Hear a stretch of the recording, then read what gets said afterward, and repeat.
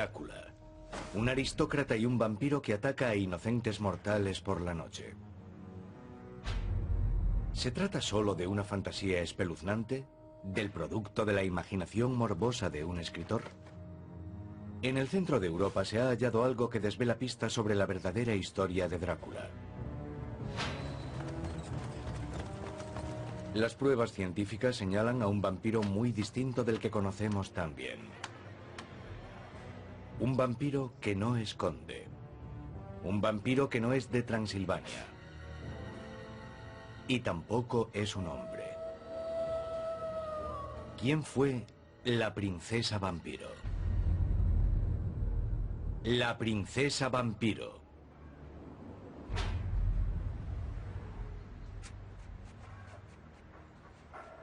Durante unas obras en la ciudad bohemia de Český Krumlov, unos arqueólogos checos desenterraron una tumba del siglo XVIII en la que había restos de 11 hombres y mujeres.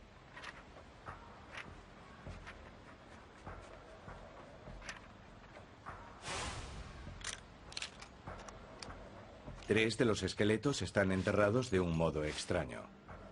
Este hecho llamó la atención de Michel Erny, del Instituto Arqueológico de Praga.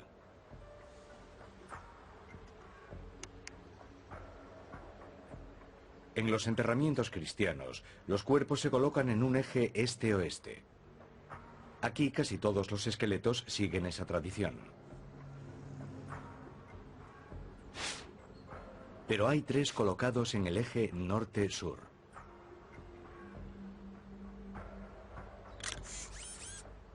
Y hay más detalles que el equipo considera poco frecuentes. A un esqueleto le cortaron el cráneo y se lo colocaron entre las piernas. Y tiene una piedra entre las mandíbulas. Los 3 esqueletos tienen las caderas inmovilizadas con piedras llanas y pesadas. Estas misteriosas tumbas se encontraron dentro de los límites de Český Krumlov, cerca del centro urbano, dominado por un palacio descomunal.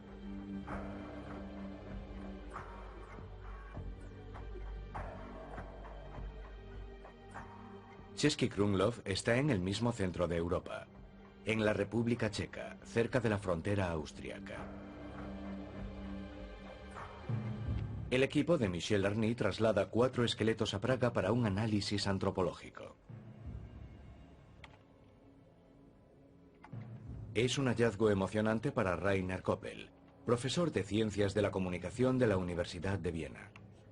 Koppel estudia los orígenes del mito del vampiro, que se pueden rastrear hasta una ola de pánico en el siglo XVIII, cuando se rumoreó que había cuerpos empalados y decapitados para evitar que se levantasen. Hasta hoy nadie había hallado restos arqueológicos de vampiros. Hoy estamos familiarizados con estos ritos gracias al cine de Hollywood y a las novelas de vampiros. Puede que los hallazgos de Český Krumlov nos ofrezcan pruebas arqueológicas de la práctica histórica de protegerse de los vampiros. En 3 de los esqueletos de Krumlov se ven los rasgos distintivos de los ritos de vampirismo tan gráficamente descritos en la novela Drácula de Bram Stoker. Rainer Koppel se entrevista en Praga con Michel Erny para saber más sobre los hallazgos.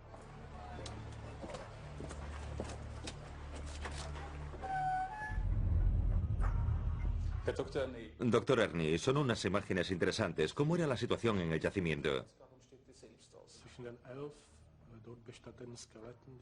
De los 11 esqueletos, 3 estaban enterrados en dirección norte-sur, que es poco habitual. ¿Las piedras que vemos estaban encima de los huesos o sobre las tumbas? Estaban dentro de las tumbas, colocadas originalmente sobre los esqueletos. Sobre los esqueletos o sobre los ataúdes.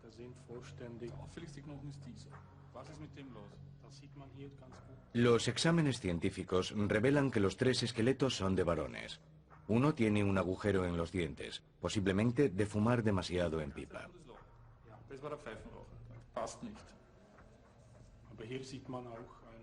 Al esqueleto, que tenía la cabeza entre las piernas, le faltan las 3 vértebras superiores del cuello. Esto sería típico en una decapitación ritual realizada a los cadáveres para evitar que resucitasen como vampiros. Es un descubrimiento único y emocionante. Durante la primera mitad del siglo XVIII, cundió el pánico a los vampiros. Los plebeyos abrían tumbas y hallaban cadáveres sin descomponer. Para los aldeanos, un cadáver sin descomponer indicaba que era un vampiro. La gente tenía su forma de actuar ante estas criaturas infernales. Abrían las tumbas, decapitaban los cadáveres, les clavaban estacas en el corazón y los quemaban.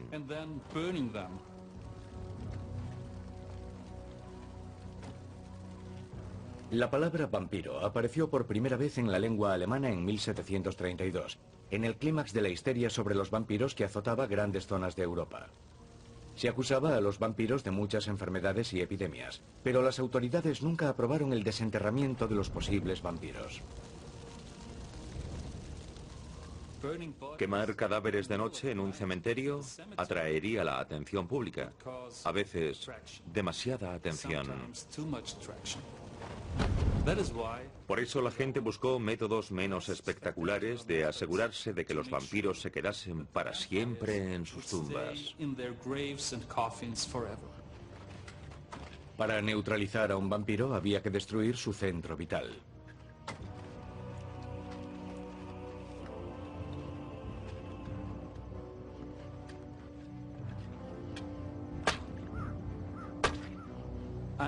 Los desenterraban. Les atravesaban el corazón con una estaca. Los decapitaban y les colocaban la cabeza entre las piernas. Existía el peligro de que el vampiro cogiese la cabeza y volviese a colocarla sobre el cuello. Les ponían una piedra entre las mandíbulas para evitar que los cadáveres empezasen a roer. Pues se creía que era el primer paso para convertirse de nuevo en un vampiro.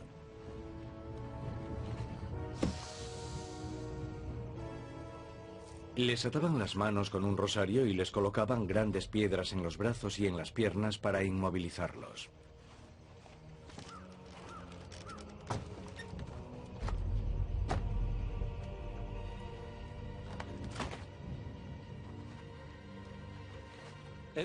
Las pruebas demuestran que se tomaron estas medidas con los 3 cadáveres. Así que, obviamente, se sospechaba que eran vampiros. Pero, ¿proceden estos esqueletos de la obsesión de los vampiros de principios del siglo XVIII? ¿Fueron realmente empalados? El doctor Christian Reiter, del Departamento de Medicina Forense de la Universidad de Viena, examinará los esqueletos. Primero, debe determinar la antigüedad de los huesos. Extrae una muestra para un análisis de nitrógeno. El resultado es asombroso. Los esqueletos han estado enterrados casi 3 siglos, lo que situaría la fecha del enterramiento entre 1700 y 1750, precisamente el período de la histeria de los vampiros en Europa. Lo más extraño de este es la ausencia de 3 vértebras cervicales. O bien esa persona fue ahorcada, o se ahorcó ella misma y fue dejada en el suelo para que se descompusiese, de tal modo que se perdieron partes de la espina dorsal, o bien fue decapitada. Este esqueleto está prácticamente completo. No falta ninguna vértebra cervical. Pero si nos fijamos en el esternón, se ve una marca poco frecuente. Aquí se ve una hendidura redondeada, con los bordes desmenuzados como el resto del hueso. La causa fue un impacto sobre una zona particular del lado izquierdo del pecho. Por ejemplo, para clavar algo.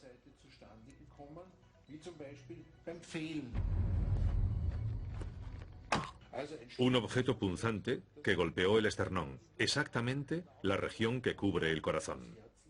En este caso, podemos suponer que empalaron el cadáver. Es la primera vez que se descubren restos arqueológicos de un rito de vampiros del siglo XVIII. Es un hallazgo sensacional. La histeria de los vampiros no se limitaba a los plebeyos. Pronto hubo científicos y hombres doctos que investigaron el fenómeno. Se abrieron tumbas, se desenterraron ataúdes para inspeccionar los cadáveres. Lo que encontraron solo podía explicarlo el vampirismo. Eran síntomas que no debía presentar una persona muerta como es debido.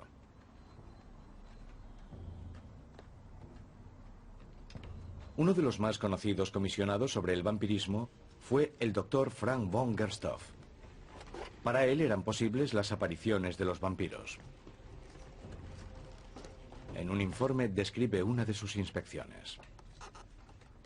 Se ha abierto la tumba de una tal Dorothea Fish que había sido enterrada hacía 128 días.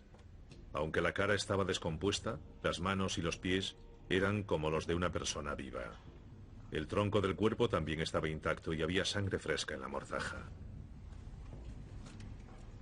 No sería el único hallazgo de un cadáver enterrado en su tumba que estaba gordo y con la piel rosada. También parecía que le habían crecido las uñas y el pelo. En el siglo XVIII, todos estos síntomas señalaban al vampiro. Sin embargo, la ciencia moderna lo explica todo. Son fenómenos causados por el proceso de descomposición. Los gases de la descomposición llenan las cavidades corporales, las hinchan y da la impresión de que hasta los cuerpos más delgados se ven mejor alimentados. Es normal que los cadáveres pierdan sangre, sobre todo por los orificios de la cara. El pelo y las uñas no siguen creciendo, pero como se arruga la piel que hay alrededor, parece que se hacen más prominentes. Se decía que se reconocía a un vampiro porque hace mucho ruido. ¿Cómo se explica esto? Los fluidos de la descomposición atraviesan la boca y la nariz, y con ellos se forman burbujas de aire provenientes del aparato digestivo y de los pulmones. Esto causa un ruido como de lloriqueo. Si nos acercamos a un cadáver así, se oyen estos ruidos a través del ataúd. Todos los presuntos vampiros tienen algo en común. Eran pobres, a menudo vivían al margen de la sociedad. Porque el más famoso era un aristócrata, el conde Drácula. Drácula es el vampiro más conocido. Es el personaje principal de la novela del mismo nombre de Bram Stoker. Drácula se ha convertido en sinónimo de vampiro, pero la novela Drácula está basada en fuentes y tradiciones históricas. Sin embargo, Bram Stoker se desvía de sus fuentes y documentación histórica en un punto decisivo. Su vampiro es un conde, un noble que vive en un castillo. La novela de Stoker comienza con una nota. Salí de Múnich el 1 de mayo a las 8:35 de la noche. Pero al principio Stoker quería comenzar la novela con un espectacular ataque de vampiros que ocurrió la noche anterior. El ataque se inicia en la tumba de una princesa austríaca. Cuando se aproxima el héroe, Jonathan Harker, se levanta de la tumba una mujer vampiro. Harker se desmaya. Cuando se despierta, hay un lobo sentado sobre su pecho, que mantiene la sangre caliente para el vampiro. Stoker menciona una inscripción en la parte de atrás de la tumba de la princesa. Los muertos viajan deprisa.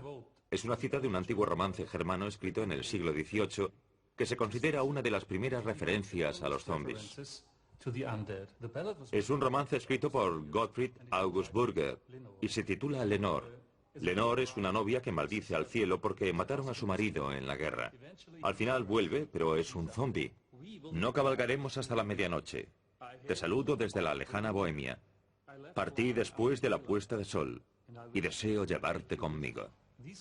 Estas pistas nos conducen hasta Bohemia, donde se hallaron los esqueletos de vampiros. ¿También hay pruebas que nos conducen a un vampiro de noble linaje? Český Krumlov es única en Europa Central. El núcleo original de la ciudad, situada en un pintoresco lugar del río Moldava, está intacto.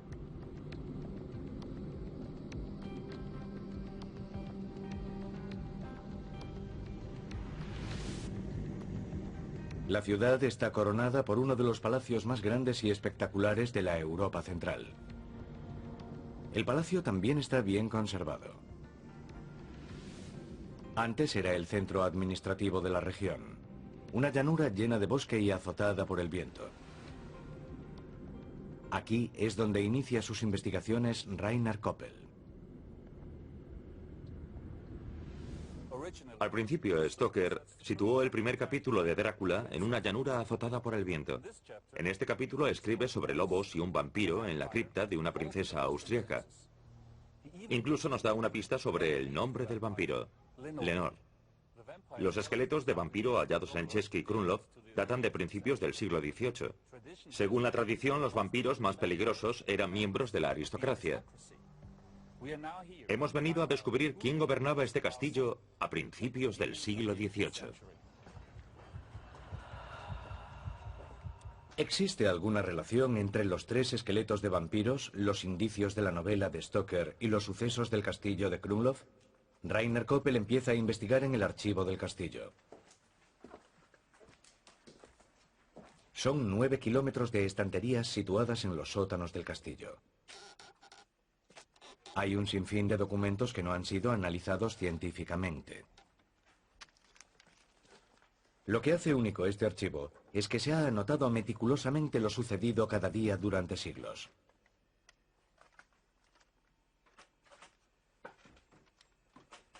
Es un tesoro de secretos. En su investigación, Rainer Koppel encuentra una coincidencia extraordinaria. Un nombre muy parecido a Lenore. En este castillo, durante la gran histeria de los vampiros, residió una princesa austriaca llamada Eleonor.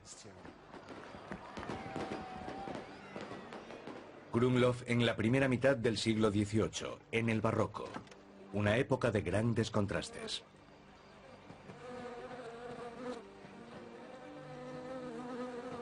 Mientras la mayoría de la población vive en la pobreza más absoluta, la aristocracia se deleita en el lujo. A menudo solo unos pasos separan a la miseria más aguda del lujo más fastuoso.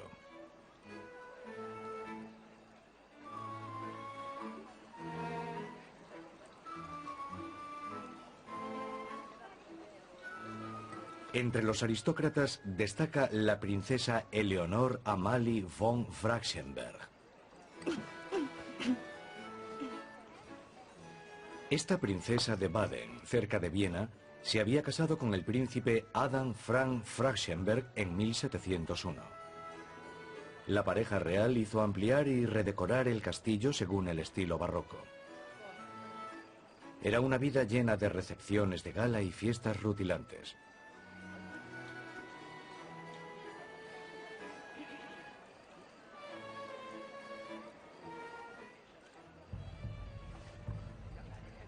Pero el destino de Eleonor habría de dar varios giros dramáticos.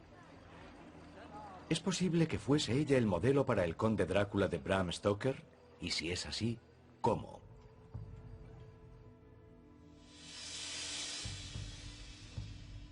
Existen pocos retratos de Eleonor. Este cuadro de tamaño real nos la muestra con su hijo Joseph Adam. Es una representación poco habitual para una dama de esa época. Porta un arma, un gorro de soldado y está posando en una escena de caza. Pero este cuadro guarda oculto un secreto. Un secreto que anuncia el destino perturbador de esta princesa bohemia. En 1996, al restaurar la pintura, los expertos descubrieron algo extraño en la representación de Eleonor. El descubrimiento se ve mejor con una máquina de rayos X. Las radiografías revelan lo que está oculto bajo las capas de pintura de la zona del lienzo que rodea la cabeza de la princesa.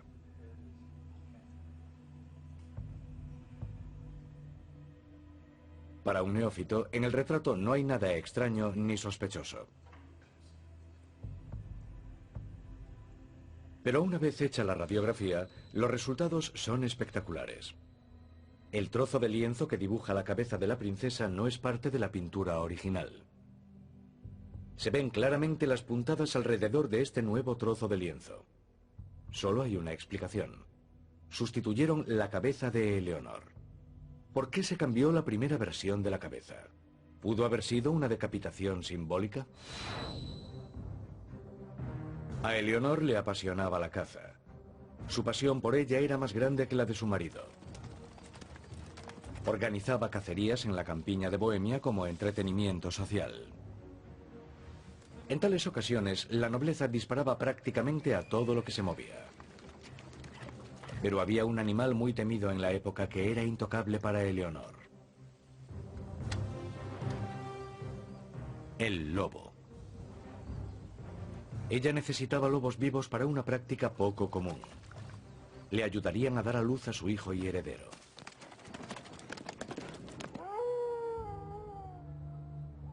Eleonor trató de quedarse embarazada durante años sin conseguirlo. Recurrió a un método muy antiguo. Bebía leche de loba, que se creía que aumentaba la fertilidad. La princesa mandó colocar jaulas en palacio para que criasen los lobos capturados durante las cacerías. Después se ordeñaba a las lobas, tarea nada fácil. Cuando se ordeñaba a las lobas se oían sus aullidos en toda la ciudad. Fue solo la primera de muchas prácticas extrañas que el pueblo asociaría con Eleonor.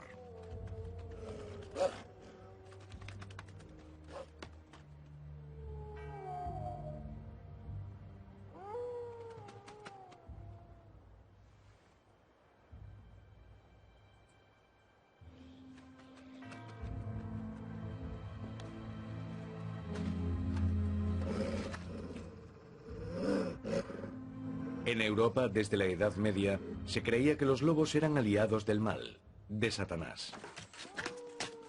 Se creía que eran los enviados de los espíritus malignos y que ayudaban a los vampiros.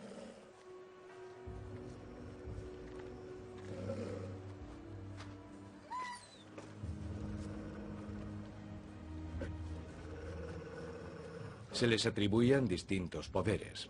Se pensaba que su leche fortalecía el sistema reproductor femenino y facilitaba el nacimiento de varones. Era una creencia basada en la leyenda de los gemelos Rómulo y Remo, fundadores de Roma. Según la leyenda, los amamantó una loba. Y los médicos del siglo XVIII creían que había una conexión entre la leche de loba y la descendencia masculina.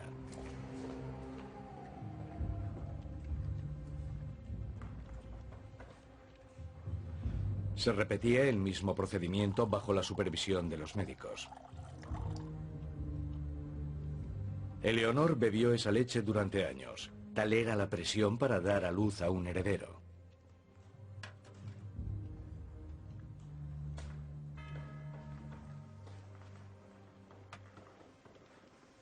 Finalmente tuvo su recompensa. Lo que sucedió en 1722 fue algo increíble en su época. Dio a luz a un varón a los 41 años. Eleonor le había dado un heredero a la familia von Flaxenberg, a una edad a la que ya no se consideraba posible tener descendencia. En aquella época se consideraría un milagro de la medicina o brujería. En los años posteriores al nacimiento de su hijo, la vida de Eleonor daría un giro dramático. En 1732, el mismo año que apareció la palabra vampiro en la lengua alemana, murió su marido de un disparo en una cacería cerca de Praga. En consecuencia, su hijo no se crió con ella, sino con el emperador en Viena. Como compensación, Eleonor recibió unos emolumentos anuales de 5.000 guilders, unos $200.000. Pero era una cantidad insuficiente para cubrir sus gastos. Se veía acosada con frecuencia por los cobradores de facturas, según los documentos del archivo palaciego. Vinos caros, tabaco, joyas. Y sobre todo, el alto coste de las medicinas y las extrañas prácticas ocultistas habrían dañado su reputación entre la sociedad aristocrática de Viena. Eleonor era, evidentemente, supersticiosa. Su obsesión por lo oculto aumentó con el paso de los años. Pero, ¿cómo es posible que se viese a una princesa bohemia, por estrafalaria que fuese, como un vampiro? En el castillo de Krumlov se ha guardado hasta hoy un pergamino presuntamente mágico. Este pergamino contiene símbolos y conjuros para ahuyentar los malos espíritus. Se copiaban los símbolos y se colocaban en los lugares donde el dueño necesitase especial protección. Era un rito asociado normalmente con los tratamientos médicos.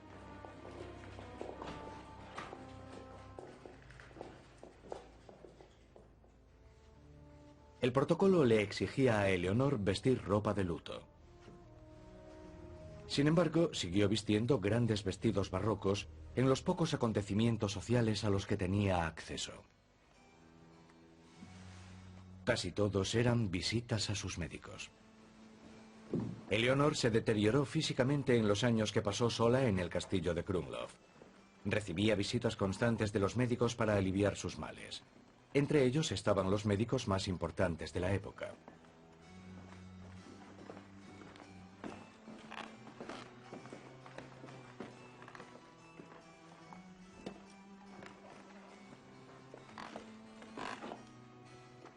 Pero en esa época el nivel de la medicina no era muy alto. El tratamiento más frecuente eran las sangrías. Así se purificaba el cuerpo y se expulsaban los humores malignos del sistema. Era todo lo que podía ofrecer el estamento médico.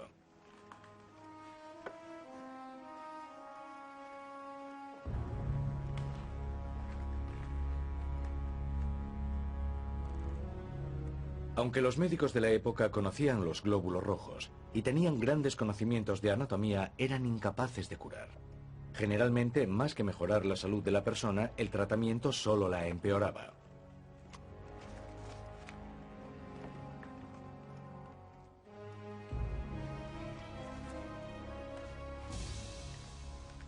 Los galenos del siglo XVIII se movían en una zona gris, entre la ciencia, la superstición y la magia.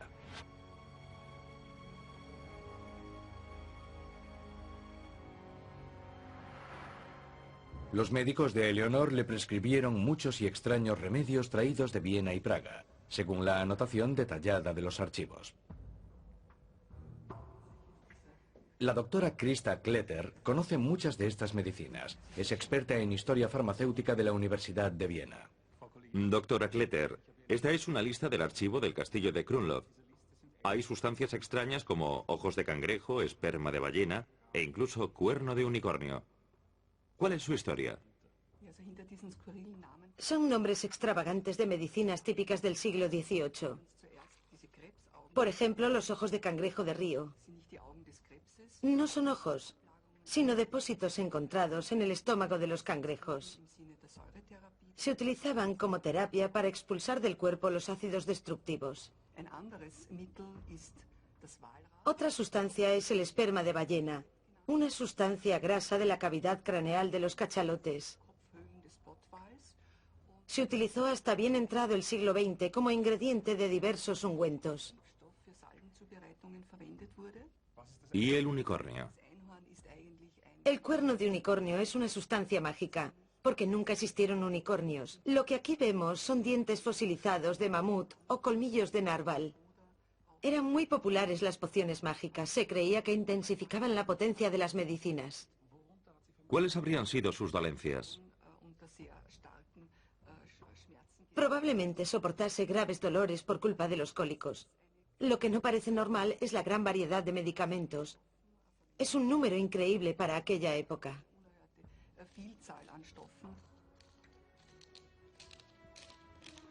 Por ejemplo, en el pedido farmacéutico del 30 de abril de 1739 hay 60 preparaciones. El 30 de abril es una fecha especial. Es la noche de Walpurgis, la noche de las brujas y los fantasmas. Eleonor creía en el poder de los demonios. Se gastaba mensualmente una cifra similar a $6.000. Era tal el volumen de sus encargos que los funcionarios de palacio creyeron que debían interceptarlos. Al parecer se dudaba de su cordura, como se puede leer en la correspondencia del archivo de palacio. Eleonor siguió experimentando con distintas sustancias. Se aferraba a cualquier resquicio, pero su estado empeoró a marchas forzadas. En una época de obsesión con los vampiros, la gente de alrededor debía de estar recelosa de sus síntomas. La piel blanca, escuálida, sin constancia de una enfermedad real.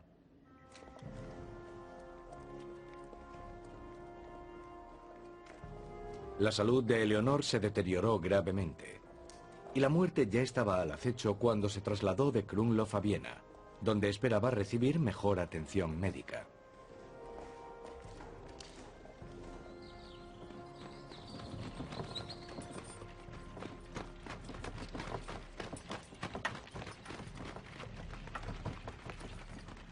Ese arduo viaje fue un intento desesperado por salvarle la vida, pero Eleonor tenía los días contados. En la primavera de 1741, la princesa yacía en su lecho de muerte. Los doctores parecían desconcertados. En los archivos no consta ningún diagnóstico sobre la enfermedad. ¿Acaso no quería nadie hablar de ello? ¿Asumieron los médicos una causa sobrenatural? Eleonor murió el 5 de mayo de 1741 a las 6 de la mañana, en el Palacio Fraktionberg de Viena.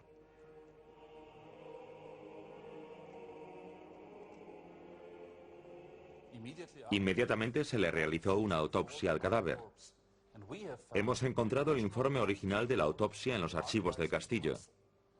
Confiamos en que este documento nos proporcione más información sobre su historial médico y la causa de la muerte. El informe de la autopsia describe con gran precisión el estado del cuerpo.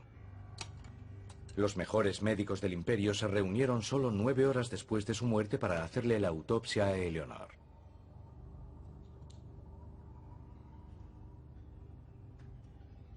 Hoy, 5 de mayo de 1741, a las 3 de la tarde, se abrió el cuerpo de la princesa. Se descubrió que todo el cuerpo, incluidas las 4 extremidades, estaba completamente consumido. Bajo los intestinos se halló el antedicho bulto, del tamaño de la cabeza de un niño. También está documentado el coste de la autopsia. Se anotó en el libro de cuentas la minuta de los médicos, que alcanzó los 3.000 guilders.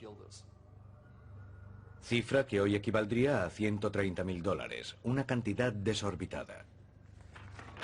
Rainer Koppel comenta el informe de la autopsia con el experto forense Christian Reiter. Doctor Reiter, este es el informe de una autopsia de 1741. ¿Era tan extraño el análisis post-mortem de una princesa del siglo XVIII? Sí, era muy extraño porque en aquella época a los aristócratas no se les practicaba la autopsia. Además, la minuta pagada no se corresponde con el trabajo realizado.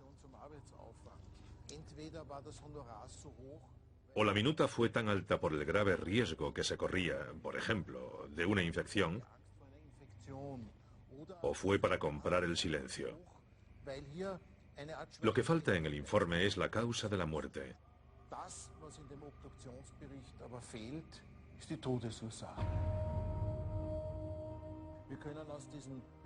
Sin embargo, de lo descrito, podemos sacar conclusiones sobre la enfermedad de la princesa. Tenía un tumor en la parte izquierda de la pelvis, que desembocó en una metástasis de la pleura y el plexo solar. La autopsia y los archivos del castillo dibujan un retrato dramático de los últimos días de Eleonor. Desde agosto de 1740, un año antes de su muerte, debió sufrir un deterioro acelerado. Los tumores de los pulmones la dejaban sin respiración. Sentía opresión en el pecho y tenía mucho dolor.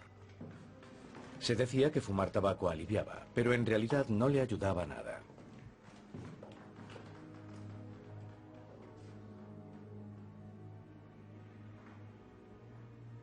Padecía unos cólicos agudos y dolor en la parte inferior del cuerpo. Le dolían las extremidades, perdía peso y apetito.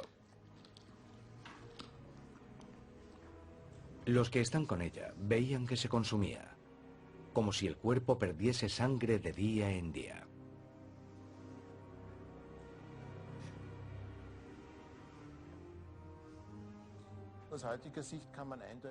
Basándonos en la autopsia, desde la perspectiva actual podemos decir que esa mujer murió de cáncer.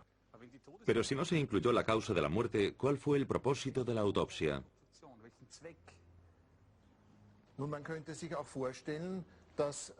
Es posible que uno de los médicos de la princesa, que había estado involucrado en la epidemia de los vampiros, creyese que la causa de la enfermedad fuese una infección vampírica. Los médicos siempre diagnostican lo que tienen en la cabeza.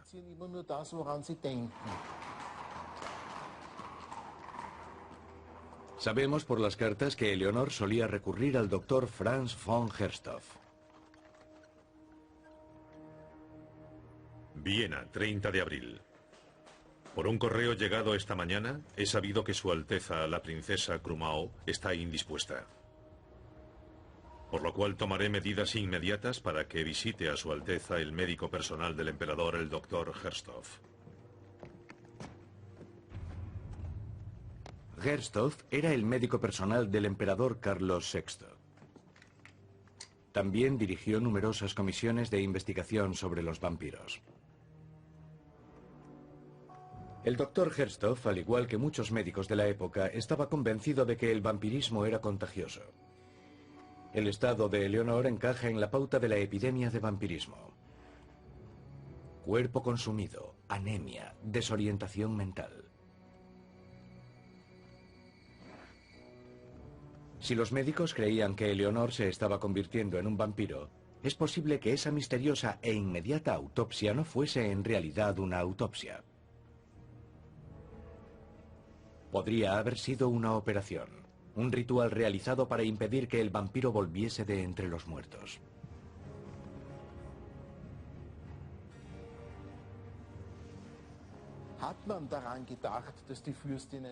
Si había sospechas de que la princesa sufría vampirismo, la autopsia pudo haberse hecho con el fin de neutralizar a un vampiro.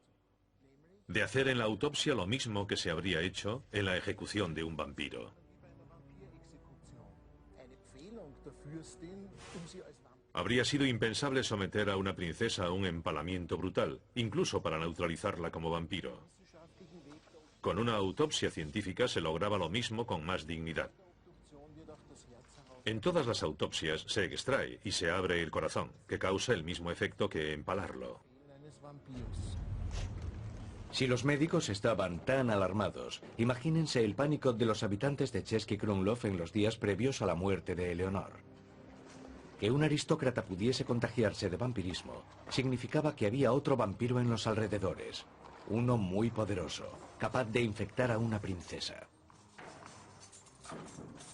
Se cierra el castillo.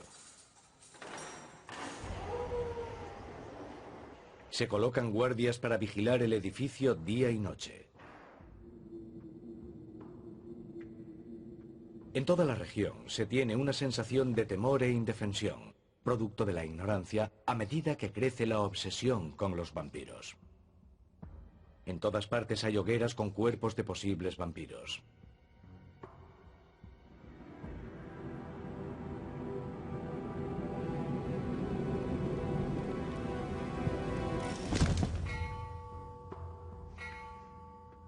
En palacio, la enfermedad de la princesa se hace cada vez más amenazante. Se pasa las noches en vela, con el corazón acelerado y poco aliento. Está inquieta y sufre ataques de pánico.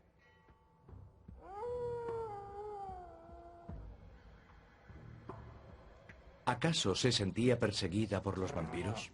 ¿Temía convertirse en uno de ellos? Si esta princesa de Bohemia fue la inspiración para el conde Drácula, un vampiro real, la verdadera historia tendría que comenzar con su muerte.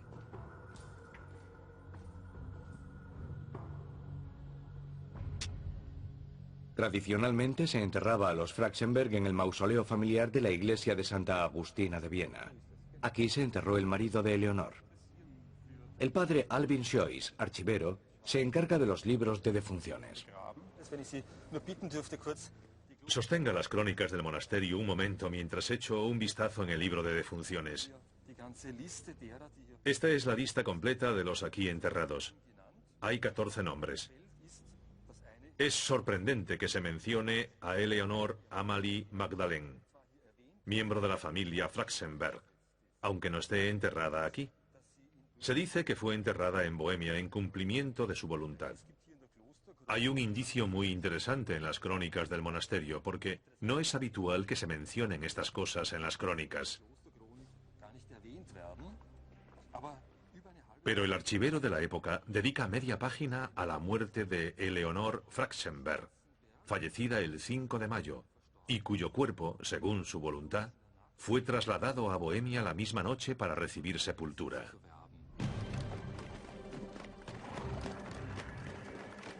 En el testamento consta el traslado del cadáver de Viena a Krumlov. Se redactó unos días antes de su muerte.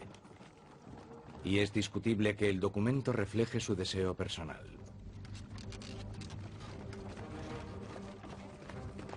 Segundo. Bien abandone este mundo en Viena, bien en otro lugar. Mi cuerpo será trasladado a Krumlov, donde recibirá sepultura en la iglesia de San Nepomuk, rodeado de gente pobre, sin pompas ni solemnidades. Se escribirá el siguiente epitafio en mi tumba. Aquí yace la pobre pecadora Eleonor. Rezad por ella. ¿Por qué se lleva a toda prisa el cadáver de una princesa a cientos de kilómetros de su cripta familiar a una provincia remota? ¿Era el temor de que se convirtiese en un vampiro en el mismo centro de Viena y se extendiese la infección por la capital? Los muertos viajan deprisa, dice el romance Lenore de Burger. Los muertos viajan deprisa es el epitafio de la misteriosa tumba del invitado de Drácula. Cuando aparece por primera vez Drácula en la novela, alguien susurra, los muertos viajan deprisa. La difunta princesa Eleonor también viajó deprisa, desde Viena, donde falleció, hasta Český Krumlov, donde fue enterrada.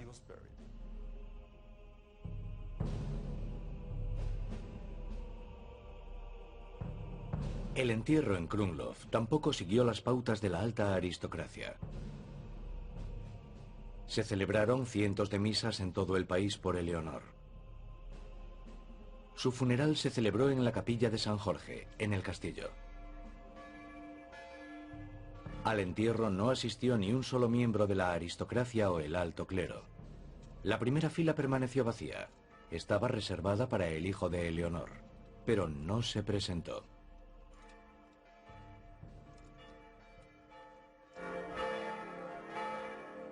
El entierro en sí se celebró el 10 de mayo en la iglesia de San Vitus de Krumlov.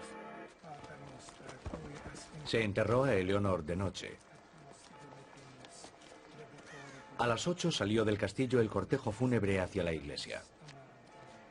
Lo componían las gentes de Krumlov, numerosos monjes y monjas con velas y antorchas. En el testamento, Eleonor había expresado el deseo de que participasen los pobres de Krumlov en su entierro.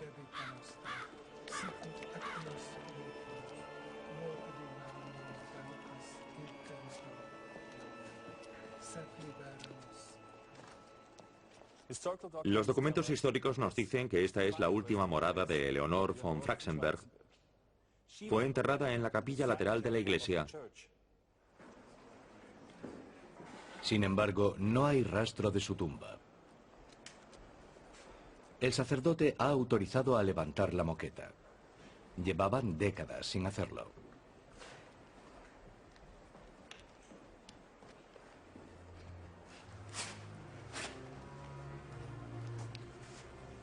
En el suelo aparece una tumba. Debajo de la calavera y los huesos se lee la fecha de su muerte. 5 de mayo del año 1741. En la tumba no hay referencias a su título aristocrático, al apellido familiar ni aparece el escudo de armas. Solo la misteriosa inscripción de «Pobre pecadora». En esta tumba hay algo misterioso. Sabemos que los demás miembros de la familia Frachsenberg están enterrados en la cripta familiar de Viena. Eleonor es la única que fue enterrada aquí. Existe una antigua leyenda sobre los vampiros titulada De Masticatione Mortuorum, es decir, sobre los muertos que mastican. Los muertos que mastican empezaban comiendo sus mortajas y luego atacaban los cadáveres cercanos. Quizás por eso la familia quisiera asegurarse de que Eleonor fuese enterrada lejos de ellos.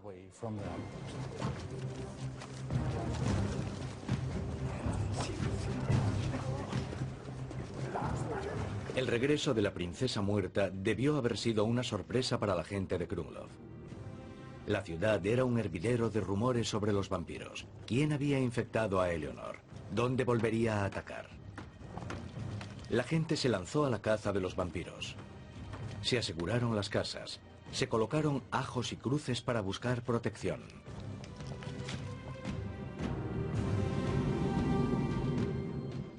La caza del vampiro los condujo al cementerio, donde hallaron lo que buscaban.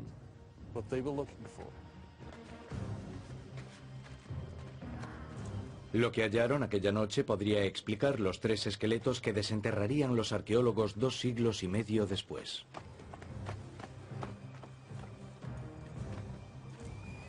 Se decía que si un caballo negro se asustaba ante una tumba, había un vampiro. Esto podría haber ocurrido no una vez, sino 3. 3 ataúdes desenterrados.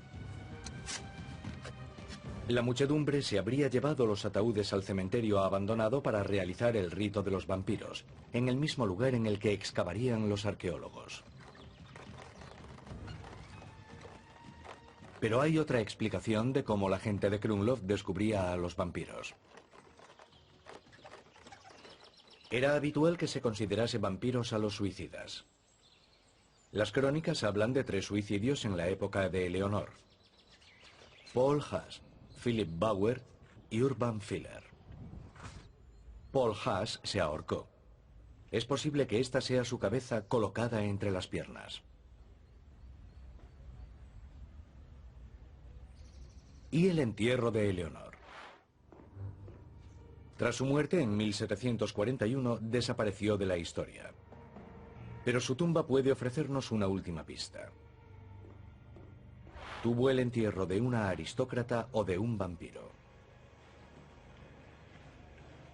El georradar revela una anomalía. Un bulto extraño unos centímetros por debajo de la lápida, donde debería estar el ataúd. Al parecer, es una estructura sólida que cubre el ataúd. Para descubrir lo que es, los científicos consiguen permiso para abrir la tumba y excavar. Están a punto de hacer lo que más temía la gente de Český Krumlov.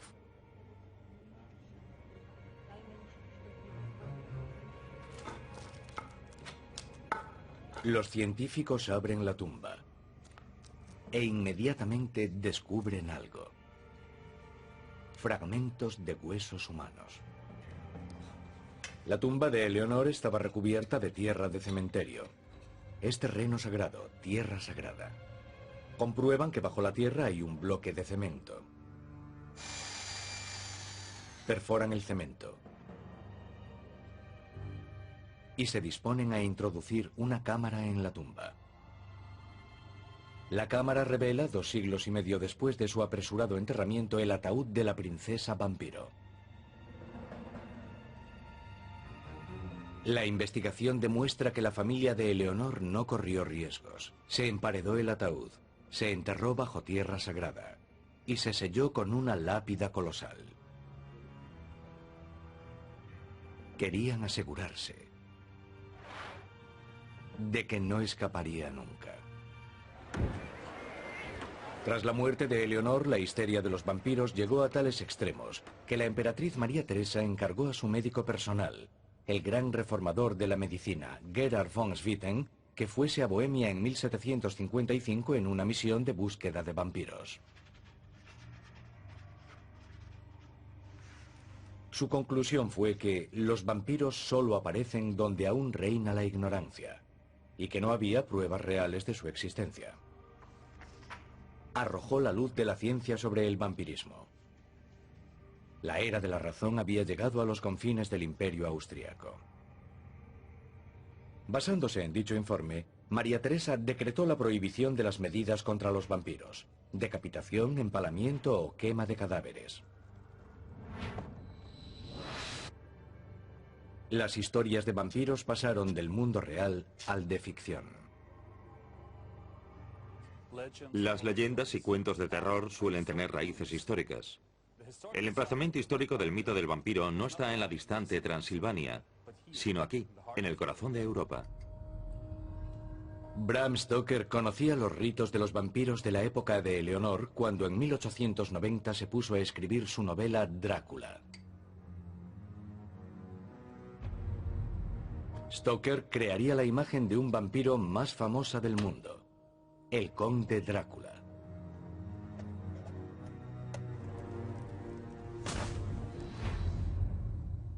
Pero prescindió de la princesa vampiro, que estaba en la versión original de la novela.